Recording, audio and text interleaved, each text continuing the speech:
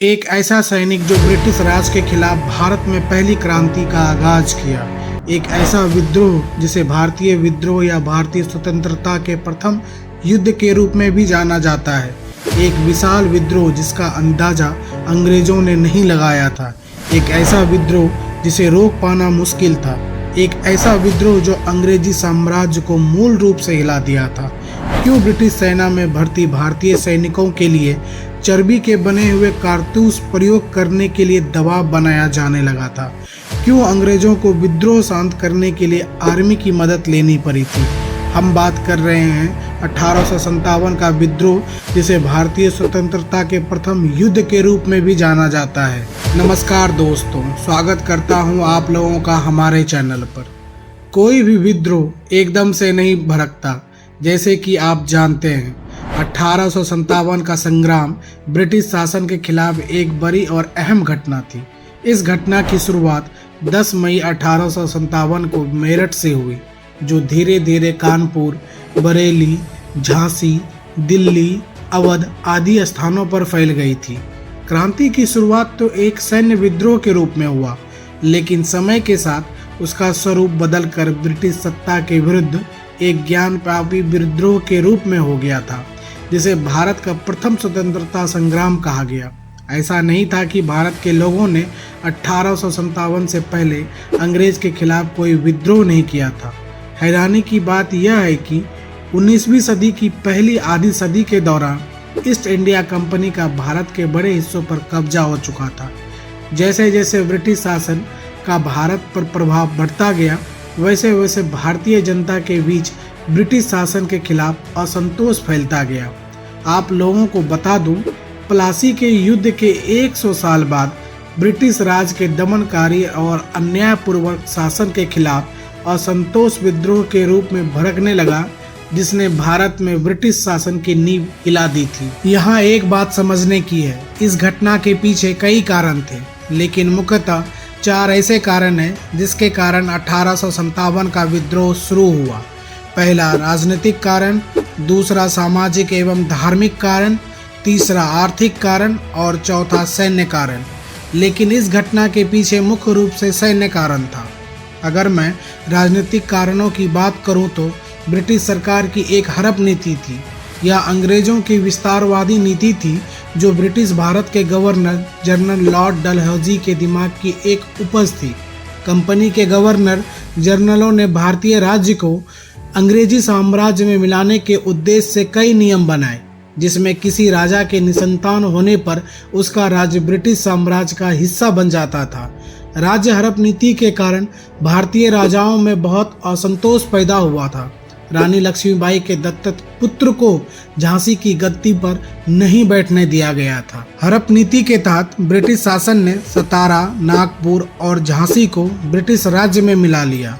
अब अन्य राजाओं को भय सताने लगा कि उनका भी विलय थोड़े दिनों की बात रह गई है। इसके अलावा बाजीराव द्वितीय के दत्तक पुत्र नाना साहब की पेंशन रोक दी गई, जिसमें भारत के शासक वर्ग में विद्रोह की भावना मजबूत होने लगी। आप लोगों को बता दूं, आग में घी का काम उस घटना ने किया जब बहादुर शाह द्वितीय के वंशजों को लाल किले में रहने पर पाबंदी लगा दी गई। कुशासन के नाम पर लॉर्ड डलहौजी ने अवध का विलय कर लिया और बड़ी संख्या में बुद्धिजीवी, अधिकारी एवं सैन्य बेरोजगार हो गए।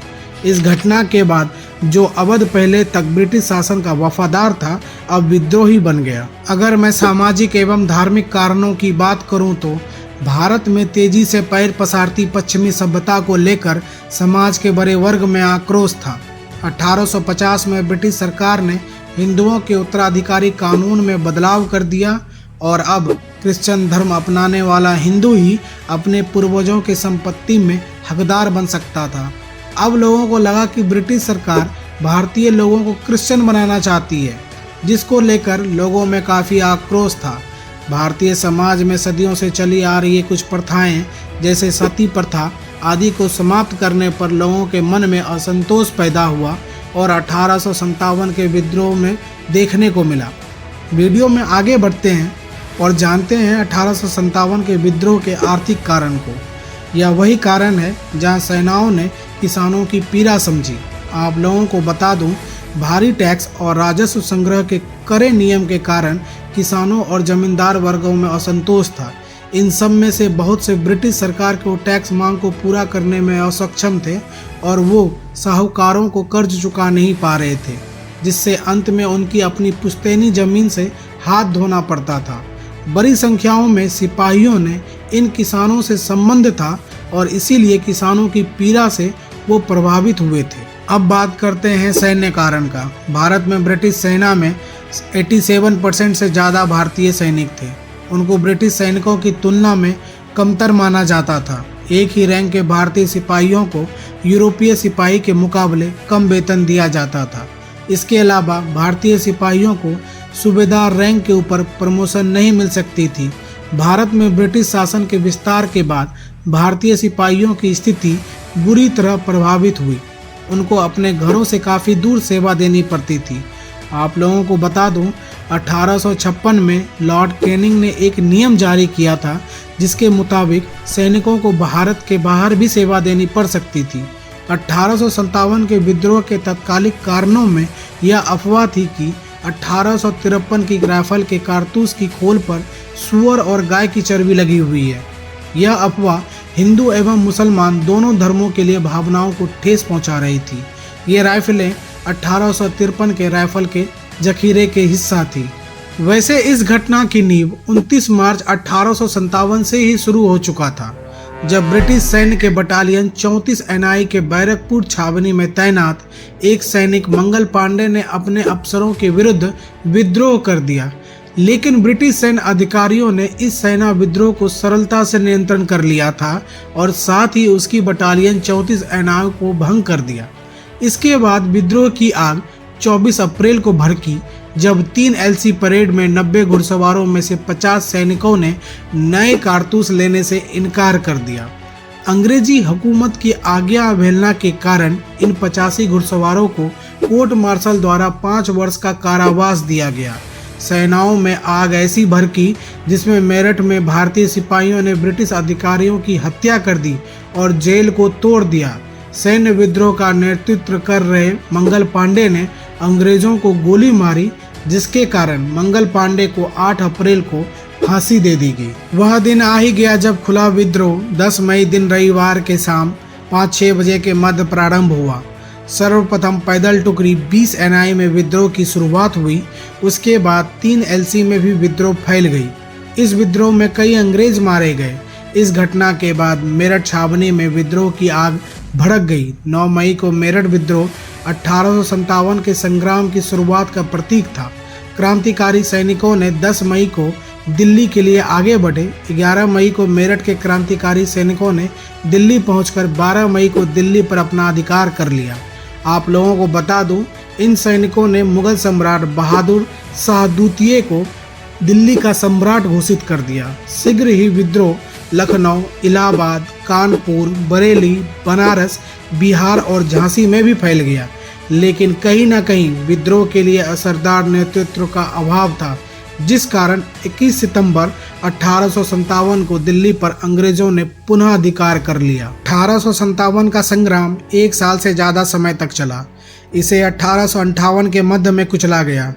मेरठ में विद्रोह भड़कने के 14 महीने के बाद 8 जुलाई 1858 को आखिरकार कैनिंग ने घोषणा किया कि विद्रोह को पूरी तरह दबा दिया गया है।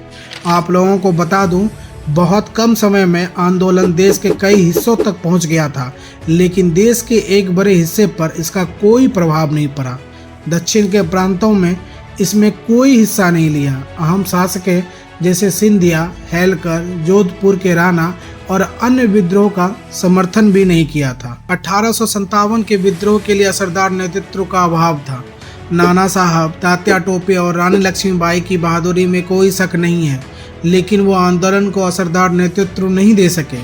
विद्रोह के समाप्ति होने के बाद 1858 में ब्रिटिश संसद ने एक कानून पारित कर ईस्ट इंडिया कंपनी के अस्तित्व को समाप्त कर दिया और अब भारत प्रशासन का पूरा अधिकार महारानी विक्टोरिया के हाथों में आ गया।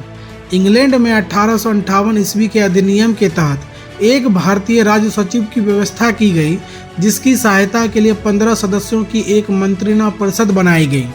इन 15 सदस्यों में 8 की नियुक्ति सरकार द्वारा तथा 7 को कोर्ट ऑफ डायरेक्टर्स द्वारा चुनने की व्यवस्था की गई। विद्रोह के समाप्त होने के बाद ब्रिटिश सरकार की हड़प नीति को भी समाप्त कर दिया गया। कानूनी वारिस के तौर पर पुत्र गोद लेने के अधिकार को स्वीकार किया गया। 1857 का विद्रोह इसीलिए भी अहम था क्योंकि भारत की आज़ादी की लड़ाई के लिए इसकी वजह से मार्ग प्रशस्त हुए। आप लोगों का बहुत बहुत धन्यवाद वीडियो के लास्ट तक बने रहने के लिए। आप लोगों को यह वीडियो कैसा लगा कमेंट करके ज़रूर बताइए। साथ ही साथ चैनल को सब्सक्राइब और वीडियो पर लाइक, कमेंट और शेयर ज़रूर कर दें। आपका धन्यवाद।